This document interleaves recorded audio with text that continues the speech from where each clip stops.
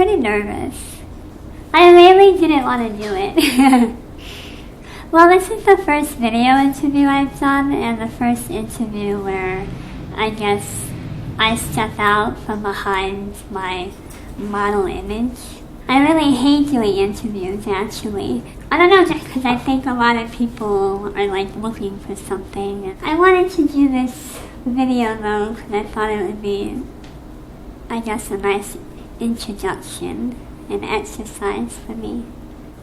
Can you talk a little bit about what your style says about you? Well, hopefully that I am cool, comfortable, and creative. Oh, I used to have like 40 different wigs, like human hair, synthetic, all sorts of different colors and styles. The minute I came home or the minute I was with like a close friend, I would automatically just take it off. I stopped wearing wigs about 4 years ago. I wore wigs really only for societal purposes, you know, to blend in. Can you take the back, put the back up?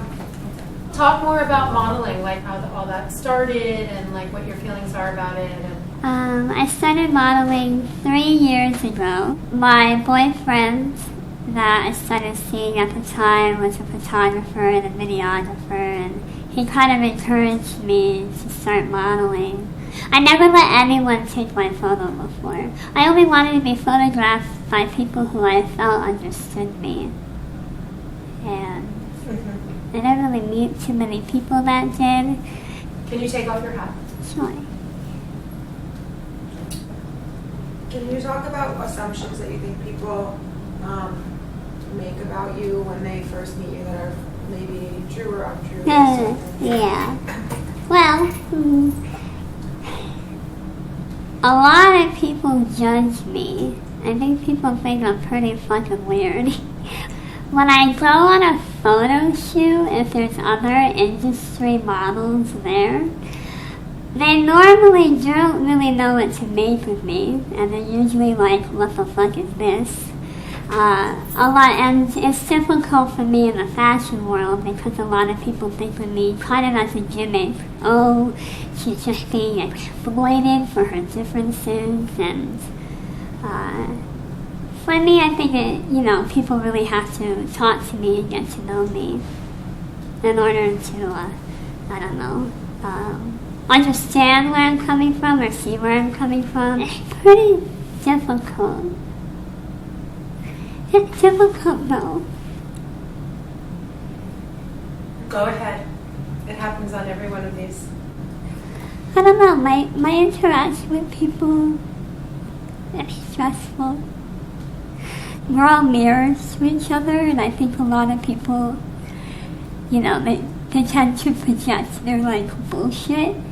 So I have to remember that if ever there is any I guess if anyone does say something to me or judge me in a certain way, it's really just a reflection of themselves and their own issues that they're dealing with. It just kind of sucks that I have to be the one.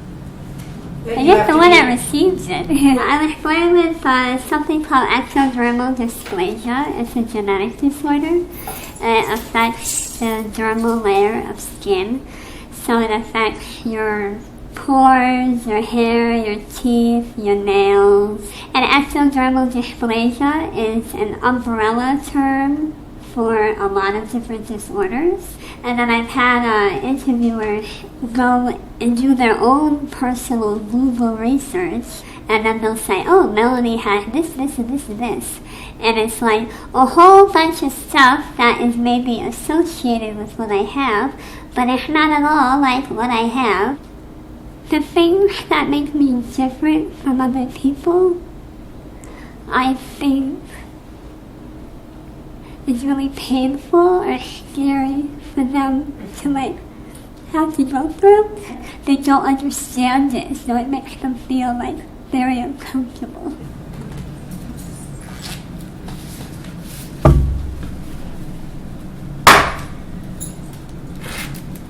When I was younger, I was in the hospital a lot, and I had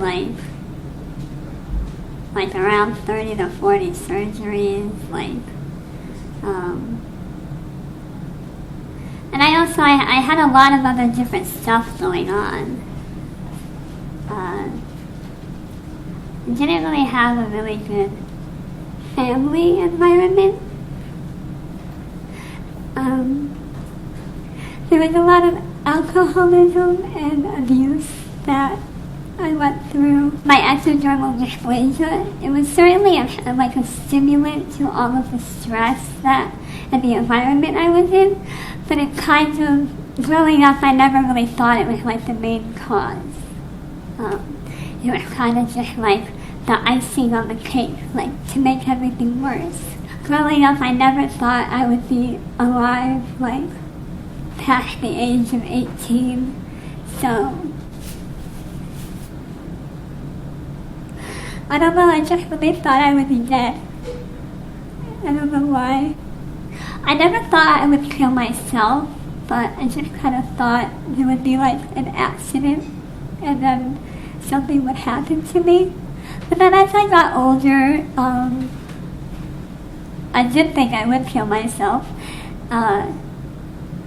But then I just could never bring myself to do it, because I think I just knew, like, there's no point. Even though I didn't know if there was any point to living, I was like, well, there's no fucking point in, like, killing myself. I'd rather experience life as it is right now.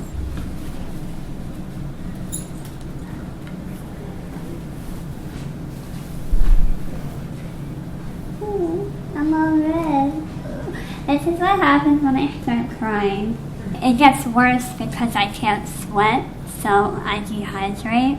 Who is somebody that's like been a real inspiration and influence? My boyfriend is just a very positive person, and he lives very presently, so he's really helped me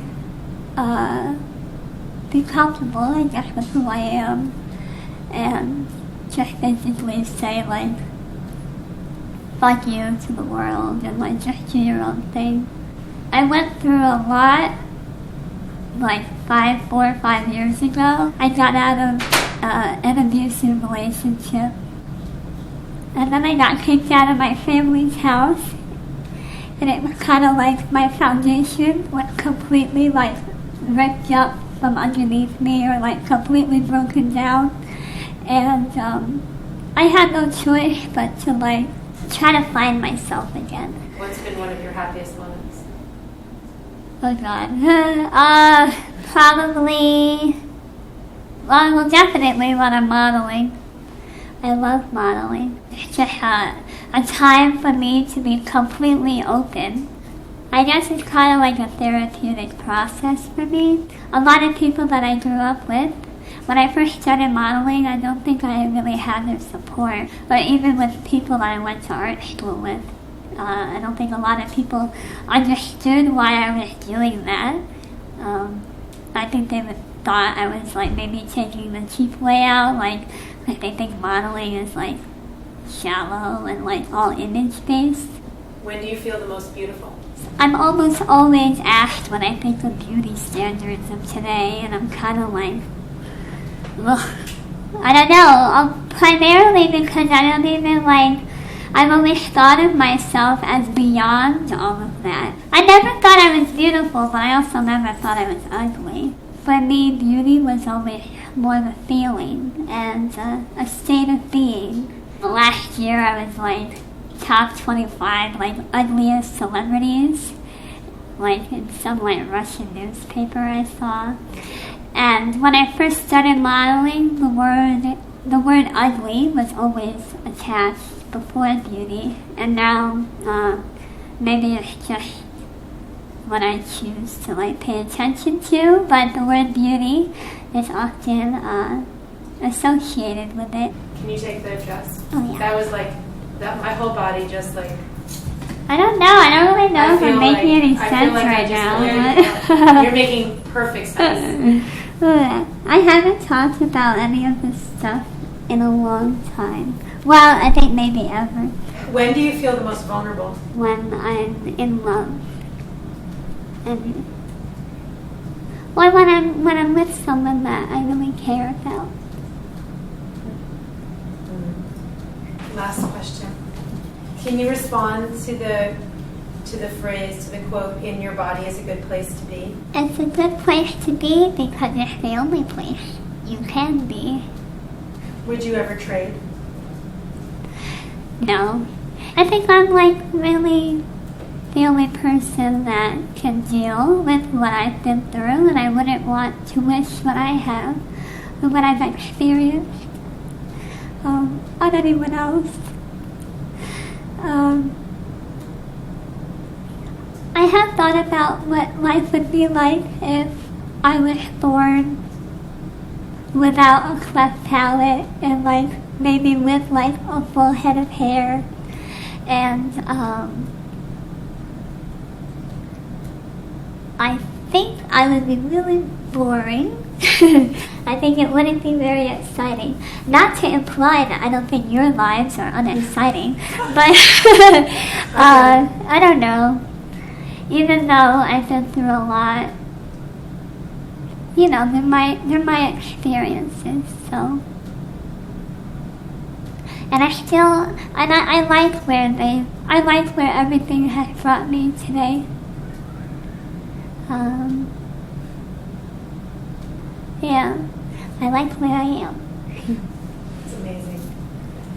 Thank you so much. That was amazing. I'm sorry if I didn't really answer any questions directly. The whole thing was so perfect. I cried like 8 times. What? Okay, and me too. It was just so amazing. I feel like I can't really stay on topic, but no, you were extremely articulate. I'm like really scared. And you know what my feeling is too. After my feeling is, you are the ultimate role model. This is the first time I've done this. I really don't know. Thank you.